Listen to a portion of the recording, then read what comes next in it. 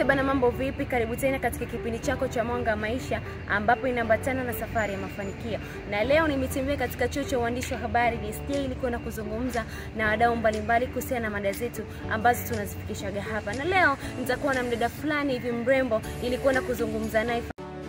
Dada, mambo? Poa. Mzima? Mimi mzima, sijui. Unaitwa nani? Naitwa Mary. Mary, leo tupo na mada inasema, je, ni vigezo gani ambavyo unavitumia ili mtu aweze kuwa rafiki yako? Vigezo ninavyovitumia mtu kuwa rafiki yangu, kitu cha kwanza kabisa natafuta rafiki aliye bora ili niweze kumwambia vitu vyangu, aniambie vitu vyake. So huwa natafuta rafiki ambaye anaendana na mimi, kwa sababu mimi ni mtu fulani hivi ambaye sipendi sana starehe, ni mtu fulani hivi mtu wa Mungu. Kwa hiyo natafuta mtu ambaye ana hofu ya Mungu, natafuta mtu ambaye sio anapenda kujichetua, hapana. Sipendi mtu ambaye anajichetua.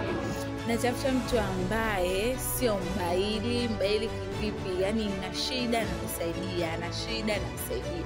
So kwamba mimi namsaidia tu yeye kwa shida zangu anisaidie.